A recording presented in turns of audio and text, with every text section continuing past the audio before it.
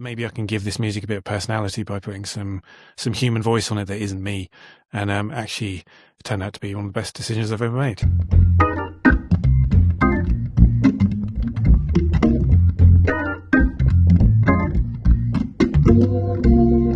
Hello and welcome to the Keyboard Chronicles, a podcast for keyboard players. I'm your host, David Holloway, and I'm super excited to be here with you. I've just had the absolute honour and pleasure of spending just over an hour with Mr. J. Willgoose Esq.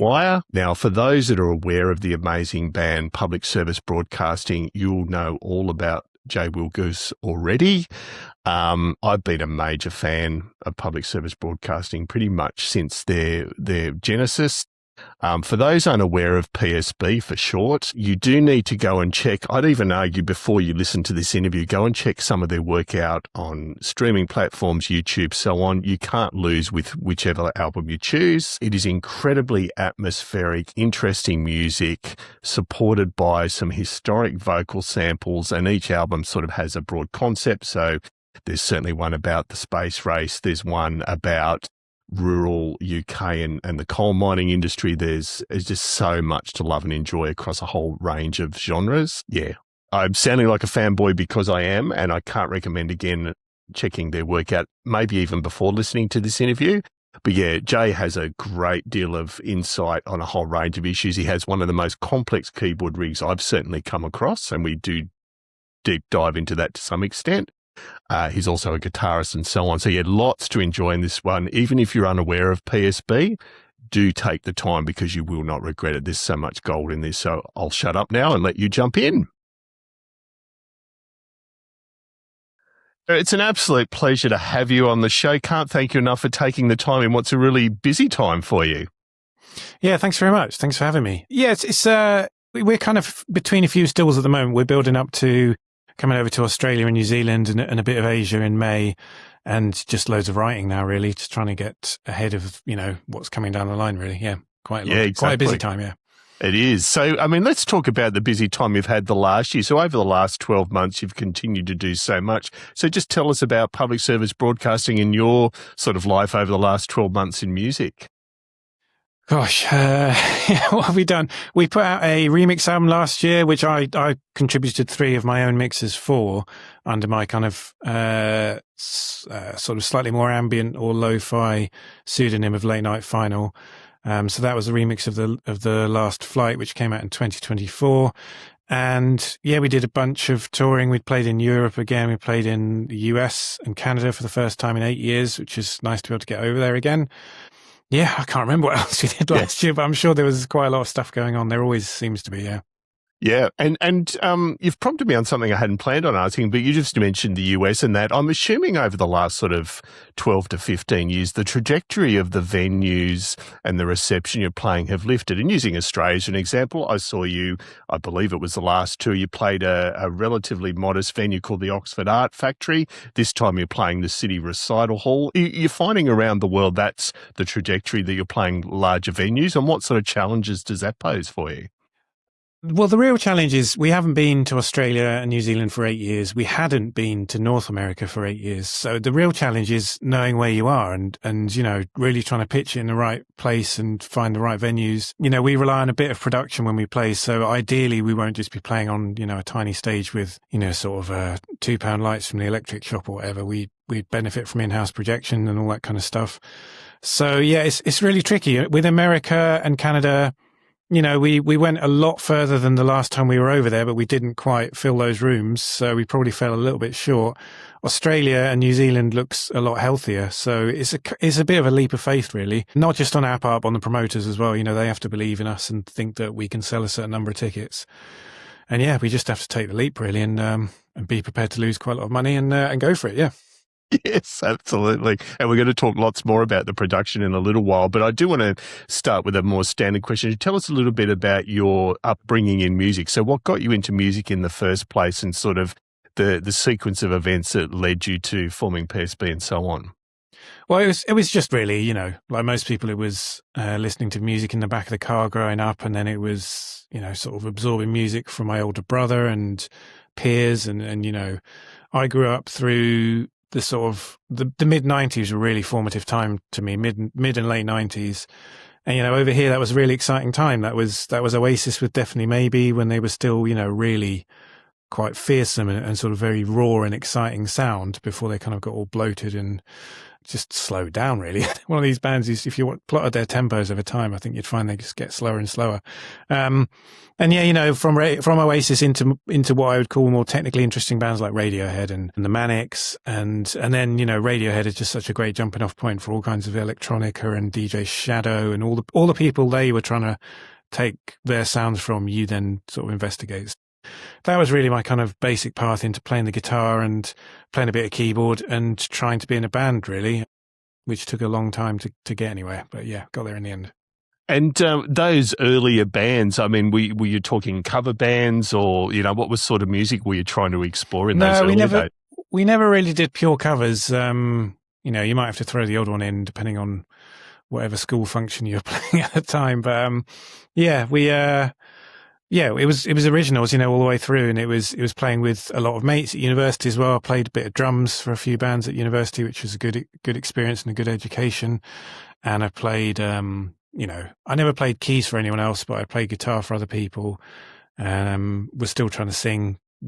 Finally worked out that wasn't going to work, so found another way through and just started making music for fun, really. And that's when public service broadcasting kind of got going, when I'd kind of given up and just thought, I'm going to do something that's fun for me and hopefully fun for the few friends who I can still strong arm down the pub to watch it now and then. And yeah, it just kind of really took off. Yeah, it was great. And I mean, you are obviously a multi-instrumentalist, so I'm certainly not asking you to pick favourites, but over the years, like, what developed your, if not love, just, interest in keyboards and stuff versus guitar and everything else you've done? Well, my formative experiences as a kid, I was born in 82, so I grew up on the backseat of the car, listening to Eurythmics, and, you don't get much better in terms of electronic sounds. Pet Shop Boys, the other original, better PSB, they were a massive one. All sorts, even stuff that's like seen as really cheesy today, like Thompson Twins, or, I love Nick Kershaw. I still love Nick Kershaw. Yeah. I think I've got I'm still drawn to a lot of 80s sounds because of that kind of upbringing that I had, and that, very early musical education. That was just the sort of the sound that I was born into, really. You couldn't avoid it in the 80s. Yeah. And do you recall some of the first keyboards you owned? And I mean, you may have some of them still, but what was sort of the ones that really ignited things for you? I can't remember the model of it, but the first one we had in the house was my mum's one. My mum was a decent musician. She stopped playing now, but she was decent. And she bought like a Casio. It must have been some kind of FM modulator, because it had like loads of preset rhythms, all the sort of drum beats. And I've heard Metronomy and other bands use some of those drum beats. Those old Casios are quite an acquired taste, I think. And it had a jog wheel on it. That's the thing I remember. It had a jog wheel in the sort of the top left, and you could kind of do a bit of menu diving on it, and you could get to the equivalent of a filter sweep, but you're doing it kind of with a jog wheel, so it was a bit clicky and weird.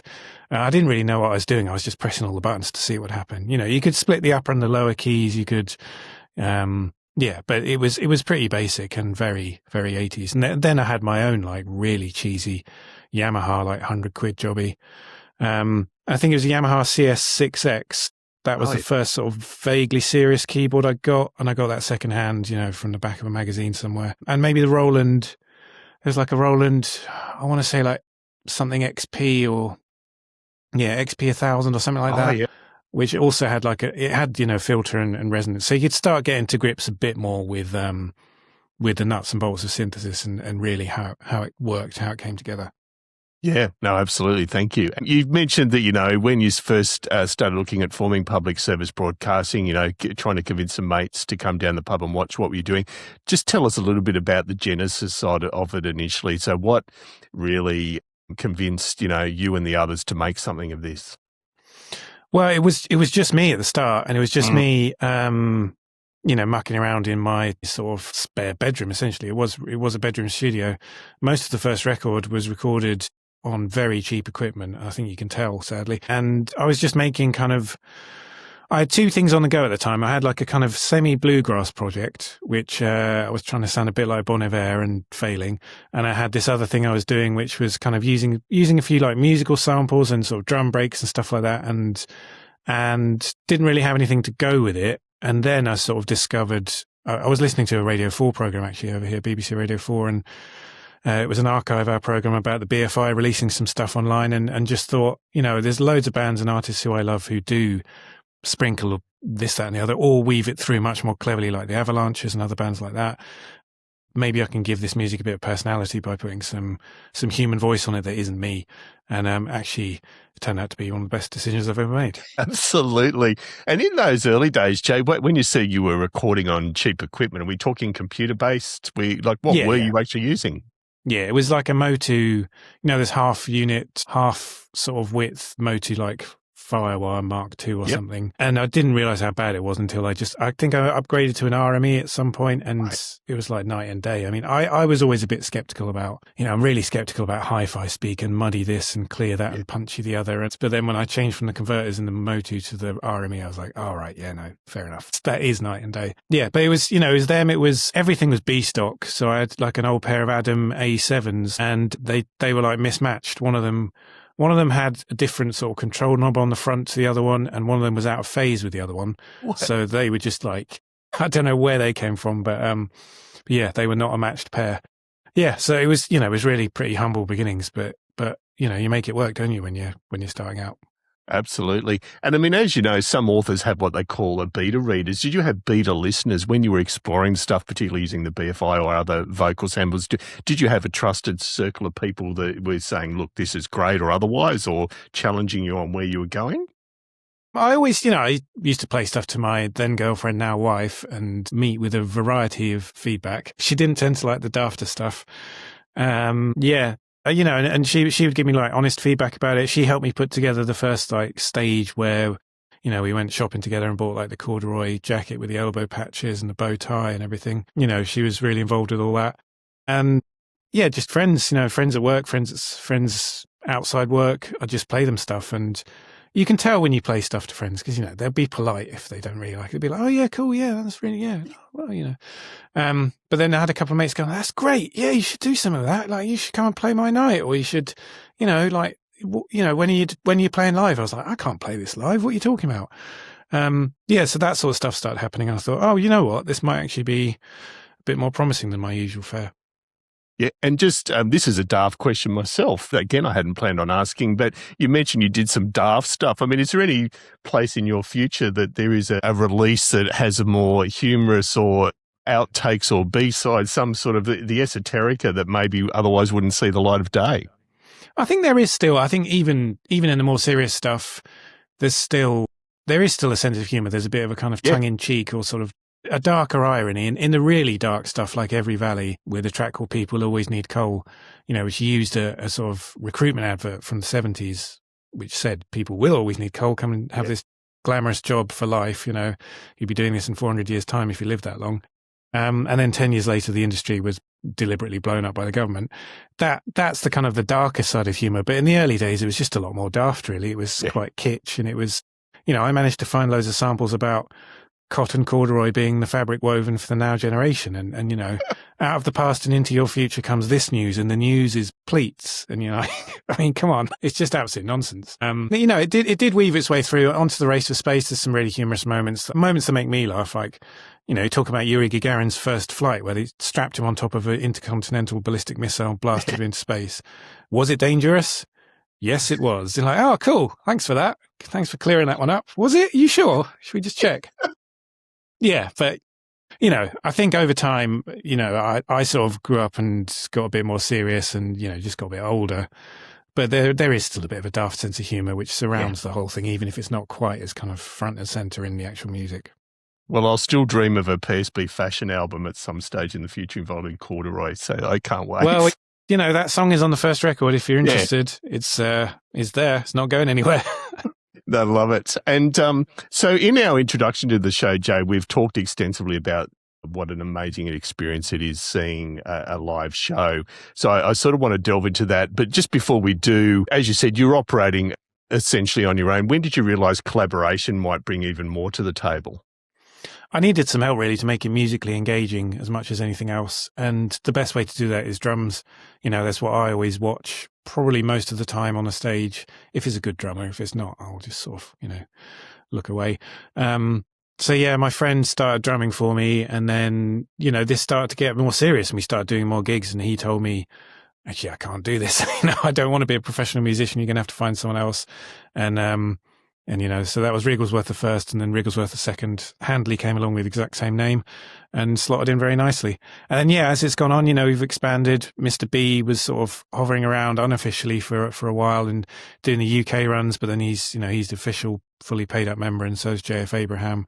Mr. B's on the visual side, and JF Abraham is, all things bass and brass and arrangement wise and orchestration wise. So yeah, it's a good kind of team and a good mix of skills we've got now.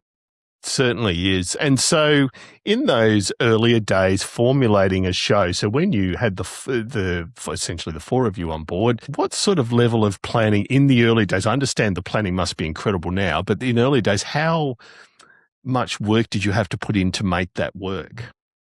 A lot. I've kind of built, nobody else would build the live setup in the way that I have from my end. I think a lot of other people would rely a lot more on track, and a lot of people would not be comfortable with the level of jeopardy that we deal with, which is quite deliberate. Is deliberate to make sure that we have the capacity to make mistakes when we play, and that if we do make them, you will definitely notice. Quite often it will be a loop that just goes round and round.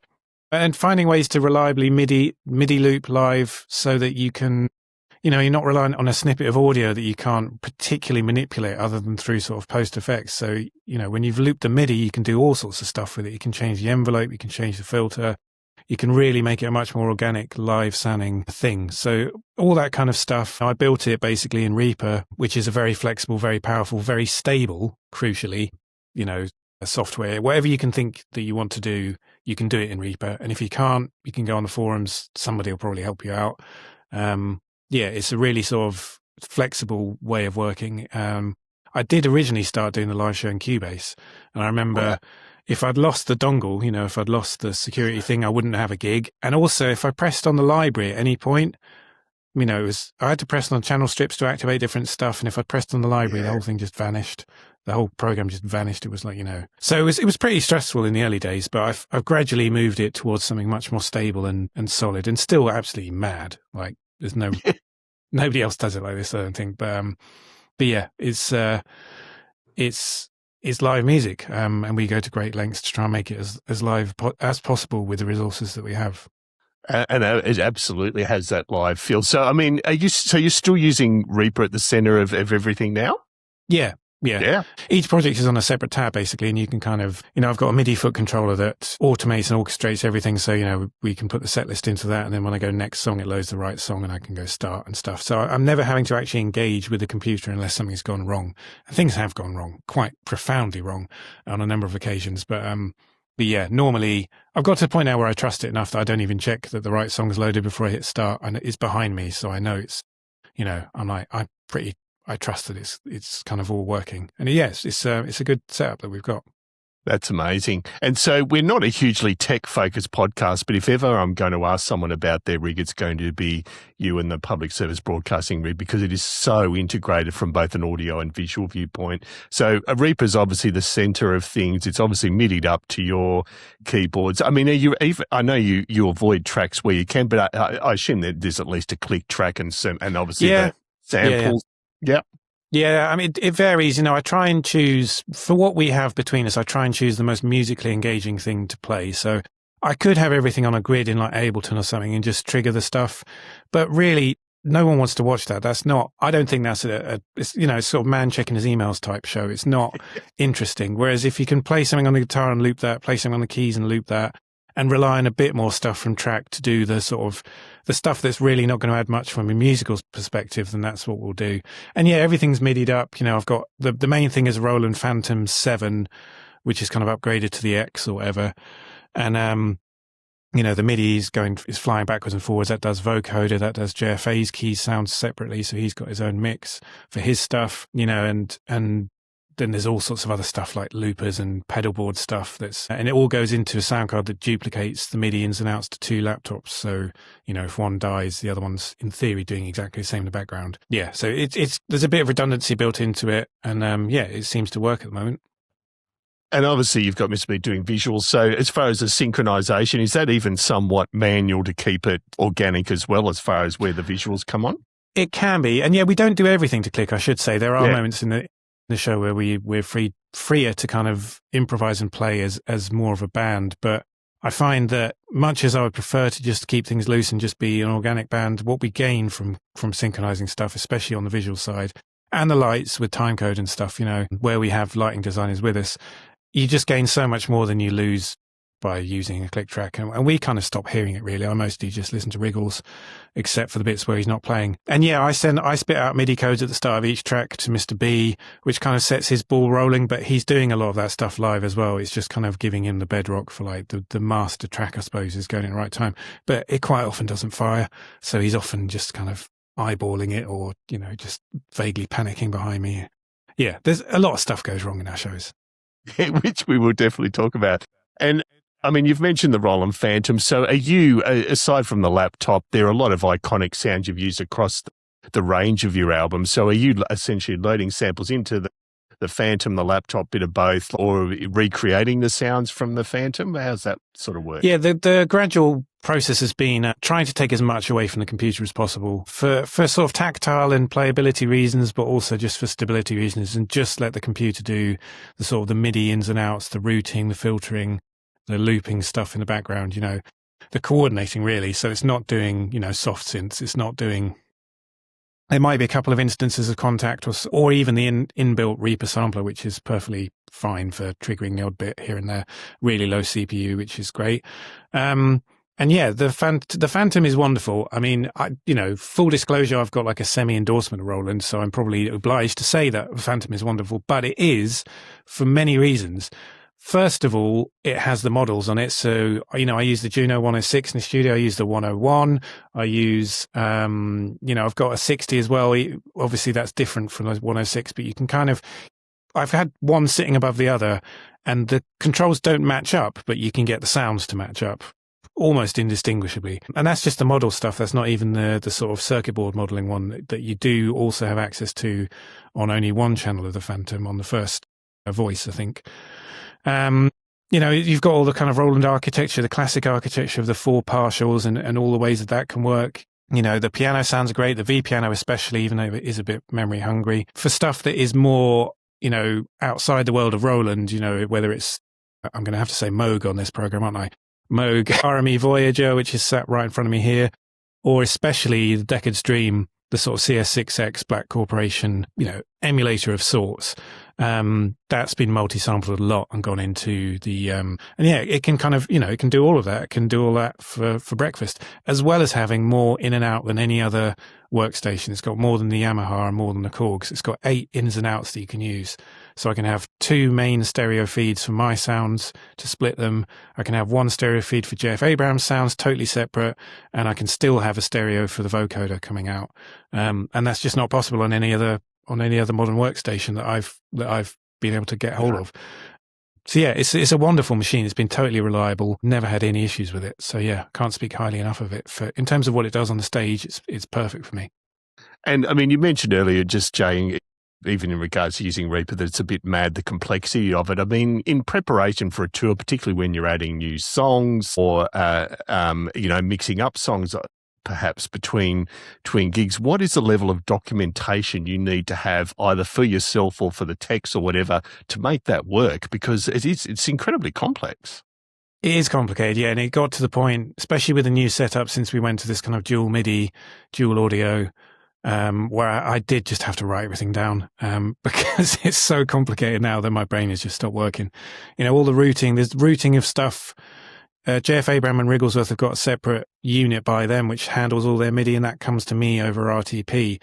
So sort of routing and stuff and where that goes and what gets sent back and what gets filtered out, and don't send SysX that way in case some weird stuff gets spat out that mucks up the loop pedal, and all this kind of stuff is really, when stuff goes wrong in a sound check, I have to just have a moment and just be like, just give me a second here. I'm just going to check my notes and just be like, why isn't this working? It's fiendishly complicated. It really is. And it's got so convoluted, but yeah, it takes me 2 or 3 days to program each track, to get it ready, to get all the samples ready, depending on how involved it is. If it's just a guitar track, it can be quite easy, but something like Sputnik, it's got lots of sounds on it, lots of loops, lots of layers, and then I've got guitar stuff to take care of as well. I've got Jeff Abrams stuff to take care of as well, like percussion looping. Wrigglesworth has a MIDI controller. He has the SPD, but he also has a Mallet Cat, which is like a kind of, tuned percussion MIDI controller. And I've got to loop bits of that as well. And it's just, the whole thing is a real, yeah, it's a recipe for stress. Yeah. But as you know, us keyboard players love this sort of stuff to some extent. So before a tour, Jay, then what level of rehearsal are you doing? Because obviously there's the musical side and then the technical side. Combine those two in your case, you must do some fairly extensive rehearsing before a tour. Yeah, I mean, I probably have depending on what I've changed in the setup, because I'm always changing things, which is, again, a rod for my own back. But, 2 or 3 weeks of probably programming. And while I'm programming, I'm kind of practicing and seeing, like, can I do, there's moments in the set where I'm right-hand keys and left-hand guitar. And, like, can I physically do that? Can I play that? Do I need to split some of this stuff up? Who's doing what are these other sounds? Blah, blah, blah. And then we'll come together. And if it's before a new record, we'll rehearse for like 3 or 4 days. And we'll rehearse, and then I'll stay behind for a good 2 hours each night with a long list of, like, the filter on this doesn't open enough, this sounds too loud, that didn't work, that's not looping, what's this about, change this, change that, and just really trying to troubleshoot a whole load of stuff. And then we start playing it, and after about a year of touring it, we can actually play it properly. And I'm assuming you're not backlining too much, given the complexity of it. Obviously, there are some standard things you would be backlining, but a vast majority of your instruments wouldn't be backlined in that case. No, that is a slight downside, really. And I think we could probably try and hire the Fantom locally, but they're not that common. And the risk, thanks to Roland's classification and naming system with the 07 and the 7 and the 7X, and then just the fact that there's been a million Fantoms anyway, I don't really trust a festival in, say, Croatia to really come up with the goods. So, we normally take most of my stuff. We definitely take my, like, brain box unit of the sound card and all the MIDI routing and the DIs for kind of, all that kind of stuff.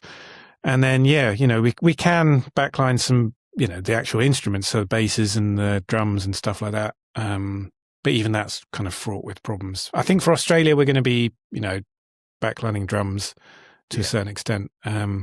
Most of my stuff is with me, has to be. Yeah, absolutely.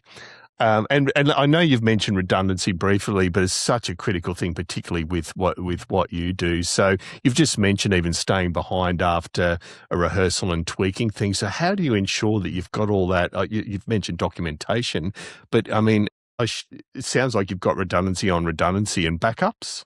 Yeah, and we got backup instruments as well. When we tour the UK, I've got a spare Fantom, which Roland very kindly sorted me out a super discount on because they're expensive machines. Yeah. We've got backups for most things. I don't have a backup for my pedal board, but I've got backups for the looper on it and the Boss thing on it and the switcher as well. So the main things that would really cause me a problem. We've got backup for the RGM Mastermind, which is the main MIDI floor controller that I use.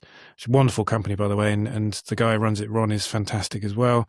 We've got backup SPD, backup snare drum, the basic stuff. Right. Wriggles managed to put his stick through his snare in the early days, and we didn't have a spare snare, and you learn the hard way sometimes. And I mean, obviously you play a lot of guitar in the show too. So is there any technical integration aside from the obvious where you're needing to really factor in the guitar and the keyboard rig, or it's relatively parallel? They're slightly separate. They sit at 90 degrees. So the pedal board faces the front of the stage and the keys are at 90 degrees.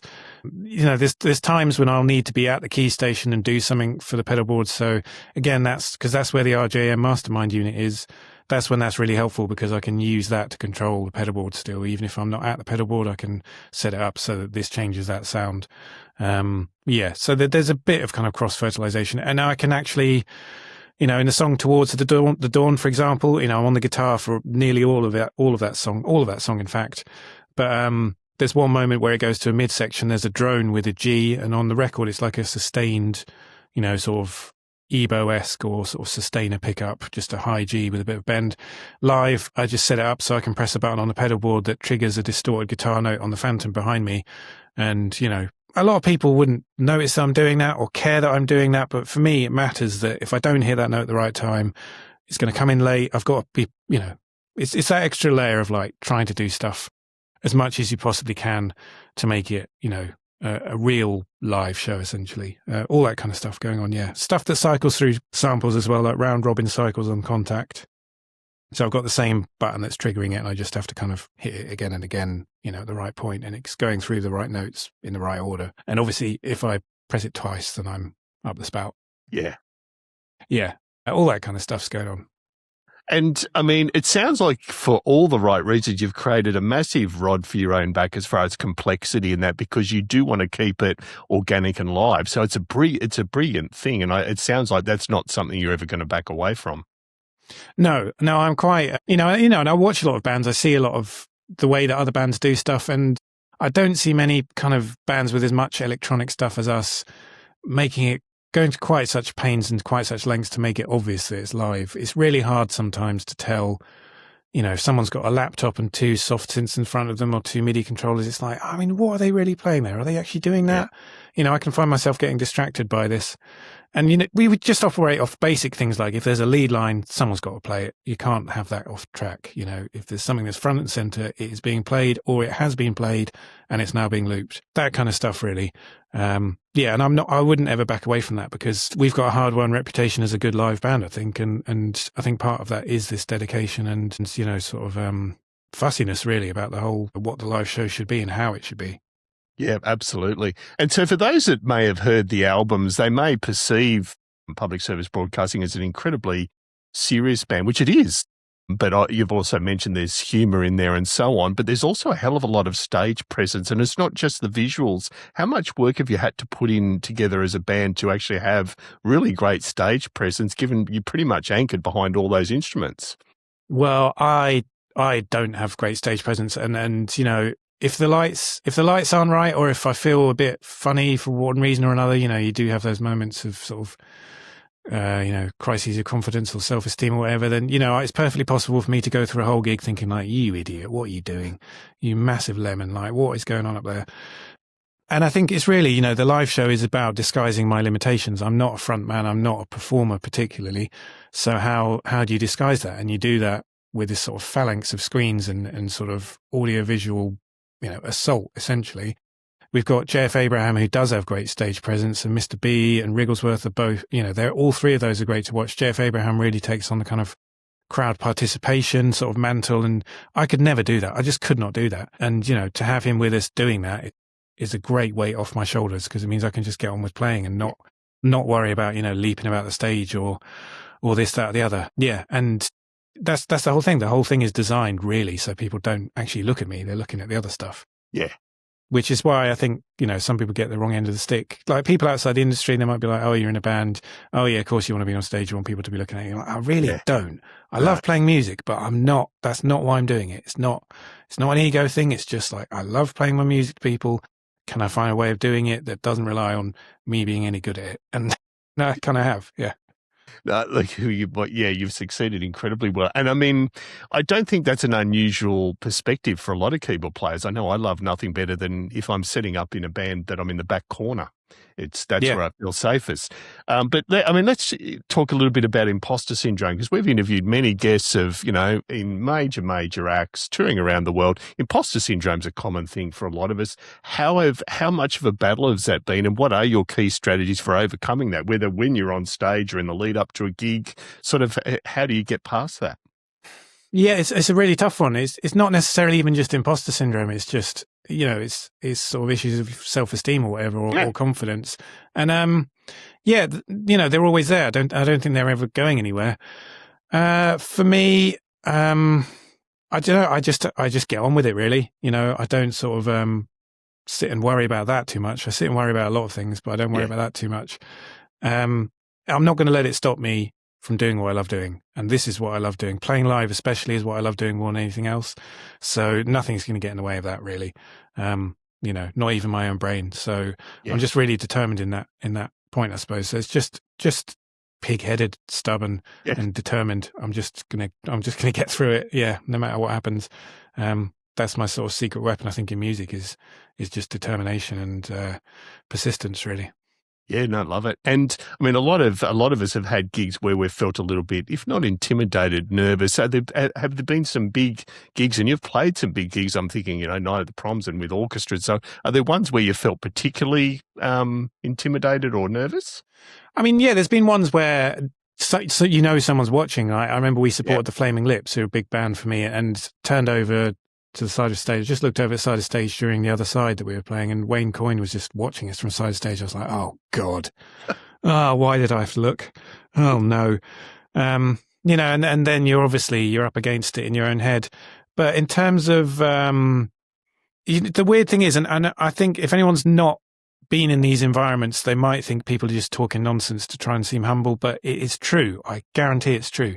The bigger the gig, the easier it is to play, because it is just weird.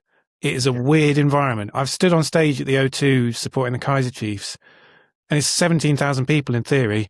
I'm looking around, I'm not thinking, God, there's 17,000 people. I'm looking around thinking, God, this is weird.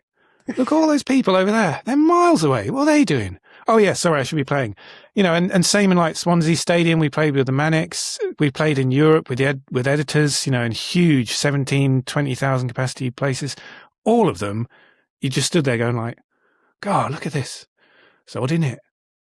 You get into the end of a song and the final note's still going like 3 seconds later because it's going off the back wall and coming back to you like, God, that's odd, isn't it? And it's the stuff where you're really up. If someone's, there's no barrier. Someone's right in front of you. Their drink is by your pedal board. That's the unsettling stuff because you're like, what's that beer doing? Keep it away from my pedals, please. Like, or there's somebody filming with an LED actually in your face. You're like, please don't do that. Like, turn the bulb off. At least turn the bulb off. What are you doing? Yeah, and they can hear the vocoder stuff dry. They can hear it because I'm just next to them. They can hear me going, I believe in progress, awful stuff. But that's what happens when you're playing, at sort of grassroots level across Europe and in the UK, across the world, really. But yeah, it's not, the nerves are still there for the bigger gigs, but actually when you're playing them, it's just surreal. Your brain can't compute it. My brain can't compute it anyway. No, makes sense. And given the nature of public service broadcasting, sort of showcasing some amazing moments in history, does the history of a venue play a role? And the obvious one for me in Australia, the Royal Albert Hall, I've had the pleasure of just doing a tour of Royal Albert Hall, not playing on the stage. But do some of the histories of those venues have an impact on you, even if it's just at sound check? Yeah, certainly. I mean, we've played at the Albert Hall now 3 times. We did our own headline show there in 2018. We did a late night prom in 19, and we did a proper prom in 22, which is the BBC's, I think it's the biggest festival of classical music in the world. And yeah, again, that venue is so storied and so illustrious that when you're on stage, it doesn't feel that real. You just look up at these beautiful gilded boxes and the beautiful ceiling, and it feels like you're kind of in a film at times, really, playing that venue. Yeah. But yeah, I was walking around backstage. I remember the first time I went there to play, and I remember walking around backstage, and the photos backstage are obviously ridiculous. Like the people they've chosen to put on the wall of the Royal Albert Hall are people you would put on the wall of, the rock pantheon and the classical music pantheon as well. And it's got this little logo at the bottom of those pictures that says the world's most famous venue, and you're like, come on, you could. But then I was actually like, well, maybe like Royal Albert Hall, maybe sort of Cadogan, what's it called? Cadogan Hall, maybe Sydney Opera House. I mean, there's not many that are more famous than it, if it's not the most famous. And yeah, just stuff like when I was writing the prom stuff, reading about the history of the venue and, the number of classical premieres, the number of conductors and composers, like real people who are going to be around through the history of music, like Dvorak's New World Symphony, I think, was premiered there. You're like, well, I sang in Welsh on that stage. What are you talking about? Nonsense. To be even a tiny part of that history is amazing. And it's humbling. It's at the same time, you feel immensely grateful and gratified to be part of it. And, it's a small element of giving yourself a pat on the back, even though I'm awful at that. But also you can't help but be crushed by the weight of these names and these reputations that are just so much bigger than anything you'll ever do. It's it's an amazing experience. I recommend it if you can. Yes, absolutely. And I mean, working alongside orchestras. So what sort of an experience has that been like for you, Jay? Because that's, again, another whole thing. Well, I can't read music, like many, properly anyway. It would take me a long time to read music. I could probably get away with single notes, but anything chords or certainly anything bass clef, not a chance. I'd be there all day. So yeah, when you're writing for an orchestra, which I have done now a few times, that's really when imposter syndrome comes in. And when you're stood next to these, if you think about the collection of hours of practice that are in a 80-piece orchestra, you're probably in the high 100,000s, if not maybe low millions of practice hours that they have, the expertise, the brilliance they have. They can play anything you can throw at them. It's ridiculous, absolutely ridiculous. And then, there's me stood there sort of playing E minor or whatever, going like, oh no, I've mucked it up again. Yeah, that's the hardest thing to get over there. But, there are all these little bits of friction between classical world and sort of more contemporary music, whether that's rock or electronica or whatever. And those kind of, you get little bits of friction and little bits of kind of confrontation in those. But once you kind of iron those out and everyone's quite comfortable, it's a really nice experience to be part of. And you've just raised a really fascinating point that I've always wondered, Jay, that with orchestras, I quite often will see them play. I'll use The Who as an example, but I'm not going to call them out specifically too much. I always wonder if these orchestras are going, oh God, I've been booked in for these 10 shows because I had nothing else to book in. Do they feel like they're, I don't know, having to play more simply because they're playing with an act like that? Do you know what? I think orchestras are like that, whatever they're playing. I think some of them could be sat there during Beethoven and go like, God, not this again. Some of them are so institutionalized and it's such like, once you're in, it's so hard to get in, but once you're in, it's kind of dead man's shoes. You're not leaving that orchestra until you are basically being carted out the door. So yeah, there's a lot of stuff that we find as musicians in our world. We look at the way some orchestras conduct themselves, in terms of how militant they are about some things, and you're just like, oh, all right, yeah. But yeah, that's the world they're in. They can do that. Yeah. They've got strong unions. Good for them. Yeah. But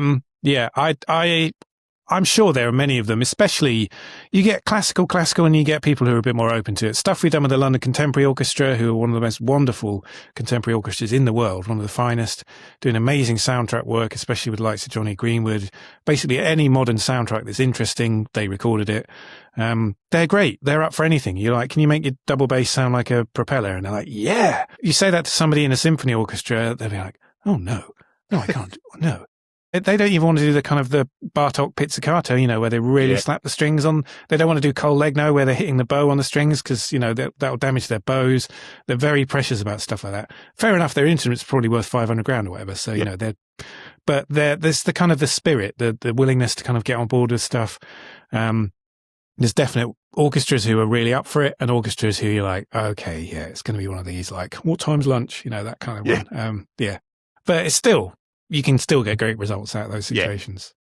No, absolutely. Now, I do want to dig a little bit into the amazing compositional approach to the songs, and obviously the vocal samples are a critical part of that, but the sound design is so incredible as well, and particularly across different eras. And I mean, using Bright Magic as an example, it feels to me like you sort of really delved into sort of what I call the Berlin era electronics. So just tell us about how you approach each album as an entity and the sound design and the approach there. Yeah, I've normally got I've got an idea, sort of, it's like a paint palette, but oral, I suppose, musical in my head for what I want a record to sound like going into it. And with something like Every Valley, that was very kind of like, sort of a very strong acoustic, sort of physical, tangible instrument based. There's a bit of electronics on that record, but it actually kind of peters out as it goes on.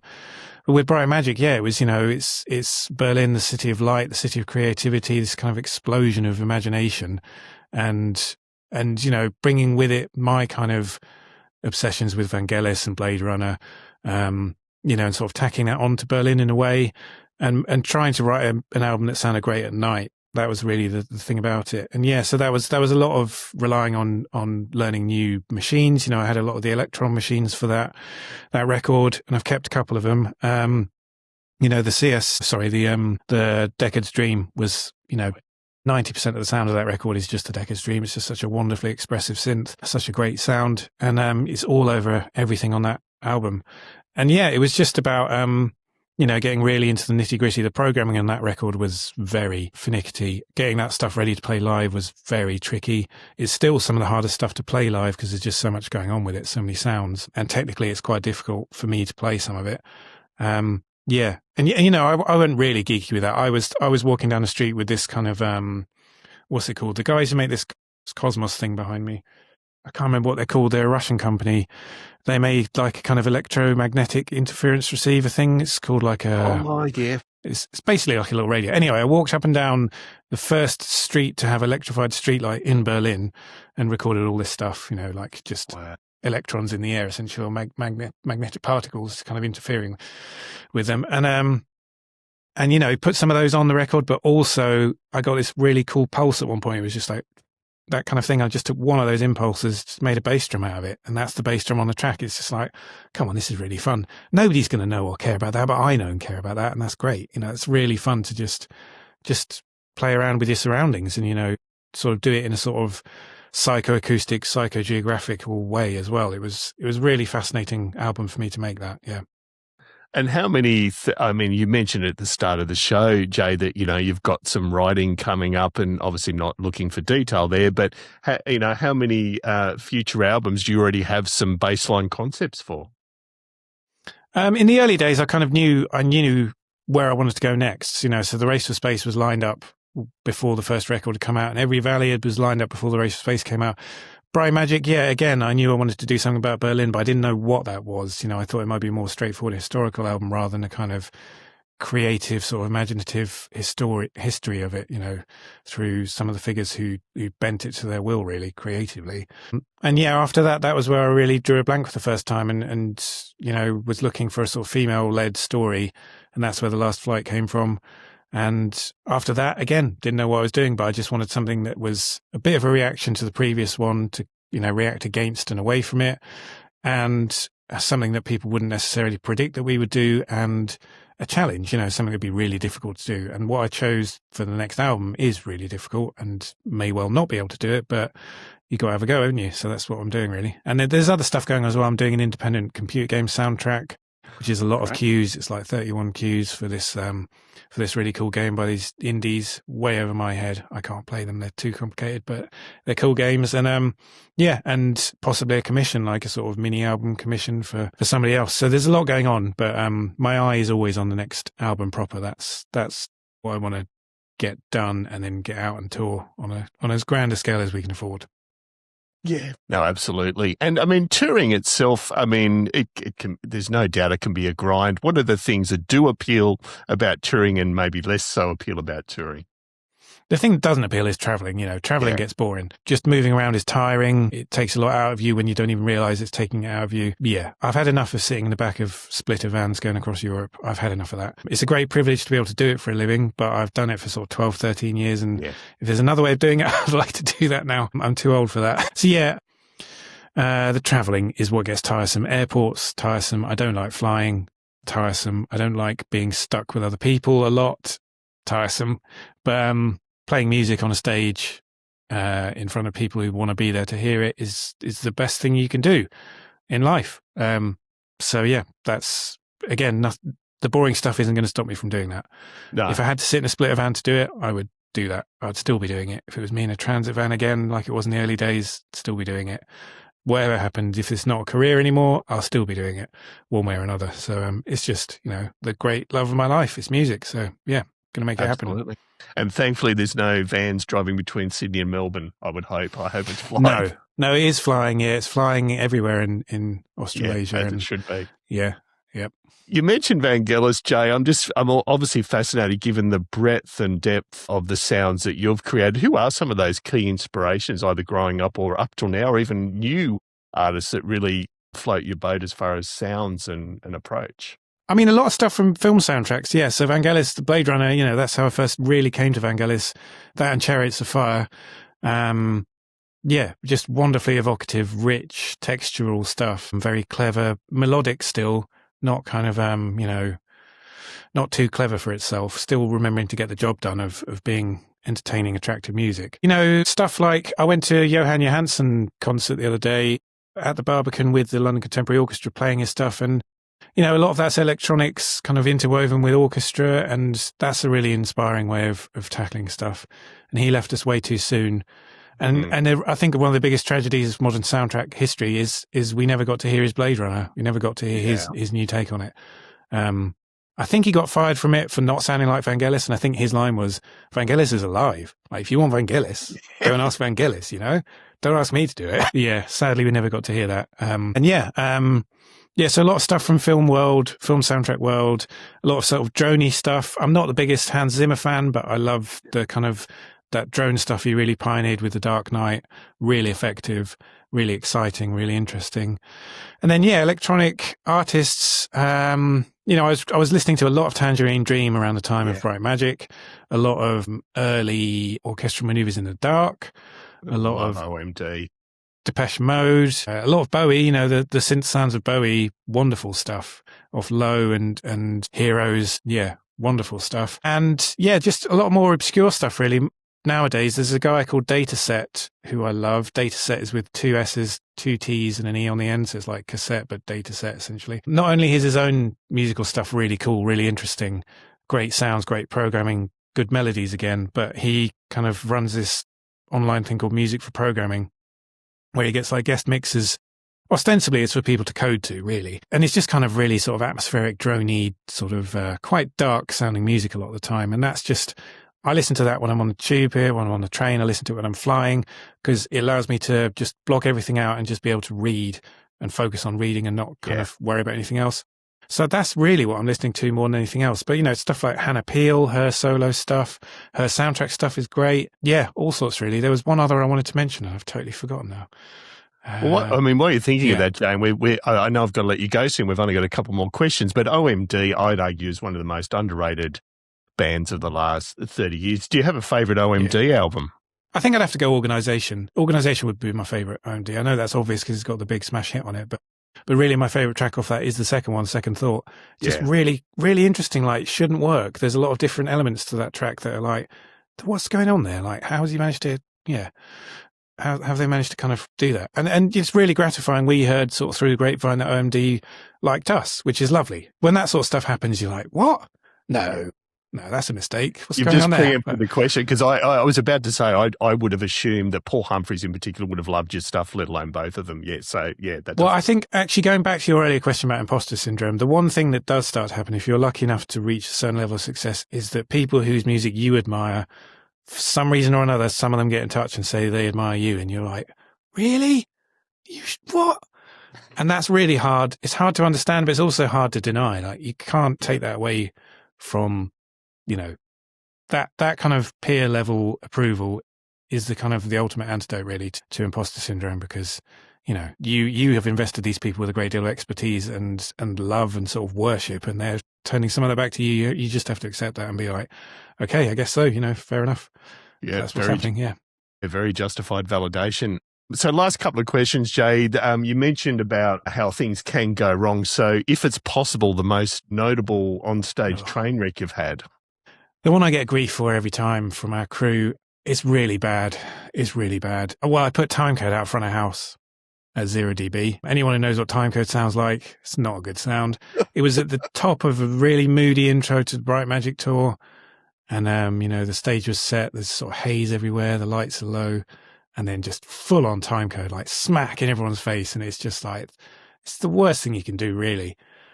And it was because I was kind of like, I was trying to fix something and I wasn't using the right sound card. So I'd route stuff to different outputs. And I was like, I've reset all that. Don't worry about it. I hadn't reset all of it. It was going straight to front of house. Our front of house guy just laughed about it. He thought it was absolutely hilarious. And he was like, it's brilliant, because normally someone would get fired for that, but you can't fire yourself.